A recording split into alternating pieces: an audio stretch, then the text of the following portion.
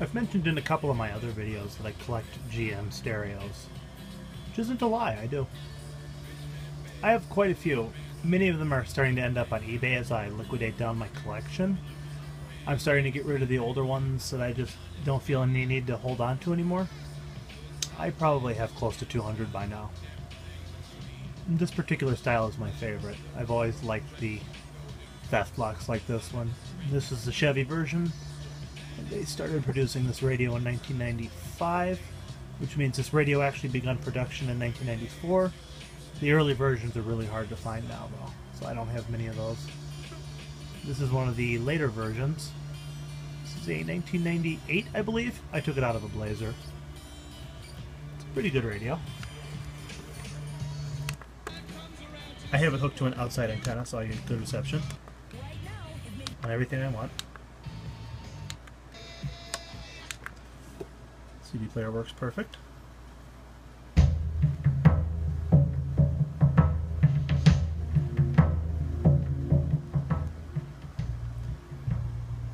I got these from Salvation Army. They came with a small stereo. Stereo really didn't work very well, so I ended up just throwing it away, but I kept the speakers and they sound very good. And they're pretty much a close match in what this radio needs. These are 6 ohms. The radio can run between 4 and 8 ohm speakers. They're very good sounding radios. They make good little desk radios. I have a couple of these set up over in my garage. I have one set up over in my garage, one set up here at the house just for listening to CDs. I have one with an input wired into it, so I can play my computer through it. I have one of these installed in my 1994 Saturn. I pretty much have been able to fit these in every GM I've ever owned. This exact style. It's my favorite type of radio. Some people consider it weird, but you know what? Everybody has a hobby. Some people have video games. Some people collect stamps. Other people collect cigar boxes. People collect cars. Whatever. They're not expensive. I buy a couple of these probably every week. Pretty much every scrapyard in the area knows me by name. And they know what I'm looking for when I walk in. So usually I don't have to walk in, just say, hey guys, walk out to the yard. Spend probably about a half hour to an hour there looking through the vehicles, deciding which ones I want. I have a little battery I carry with me to the junkyard. I can operate these in the vehicle if I splice into the wiring, just the radio's wiring. I can operate the radio for about 10 minutes on max volume with the little battery. It's just a little lead acid power supply battery. But it lets me power these up so I know I'm not buying duds. I have a few that I intentionally buy as duds that I end up using for parts. I like to take bad ones for the buttons, and sometimes the displays will be really dim. The lights are almost always burned out on these. As you can see, this one only has the one working there, but whatever. I have the fix for that too. I just haven't felt like doing it because it's very time consuming. I always just power them off these power supplies. They're just little Radio Shack 3 amp power supplies. I can get these on eBay all day long for about between 10 and 30 bucks usually. And this is just, there's no transformer, and this is pretty small, lightweight. Has a cigarette lighter plug on the front, so I can run other 12 volt things off of it, but 3 amps is more than enough to run these radios at high volume for a long period of time. These are the ones I consider the premium ones in my collection.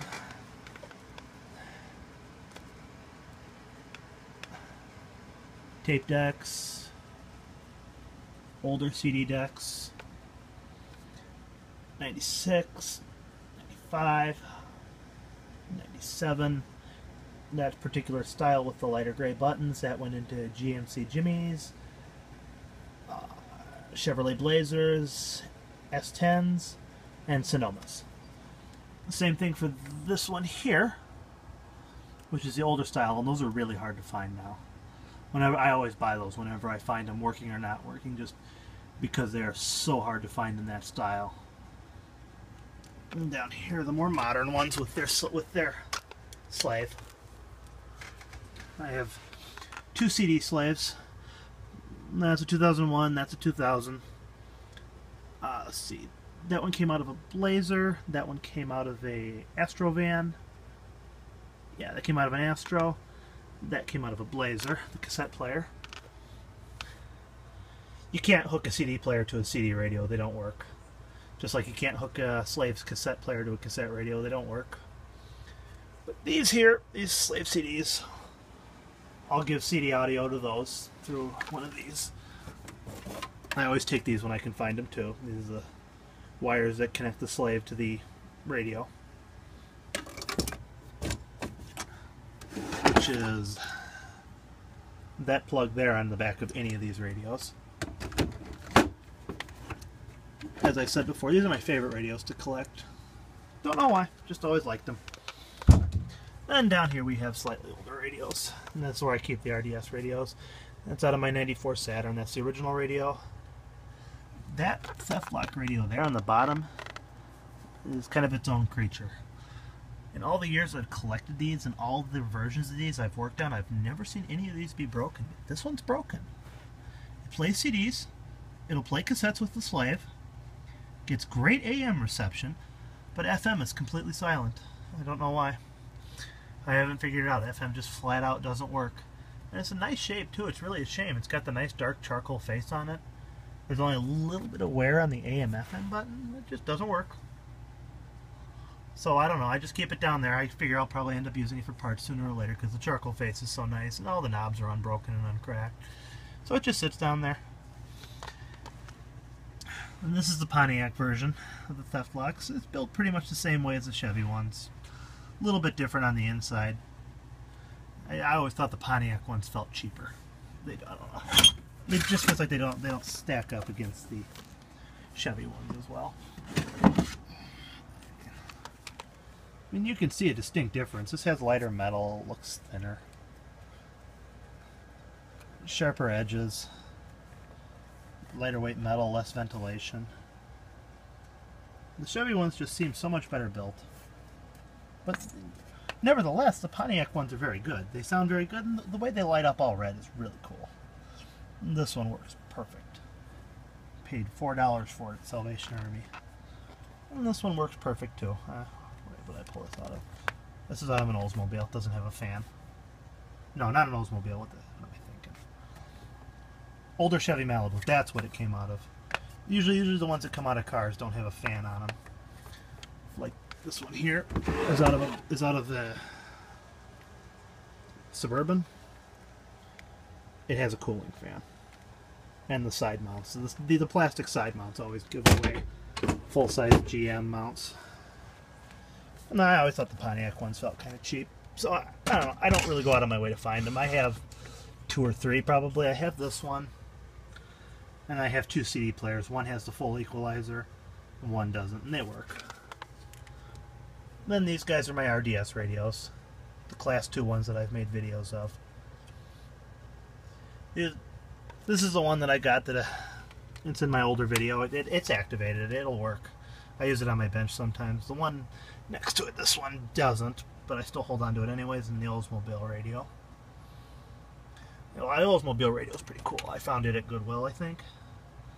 I don't remember. You'd be surprised how many of these you actually find at thrift stores. I think this section's almost completely Blazer. No, I'm wrong. I've rearranged them again. This is a Monsoon from a Chevy Camaro.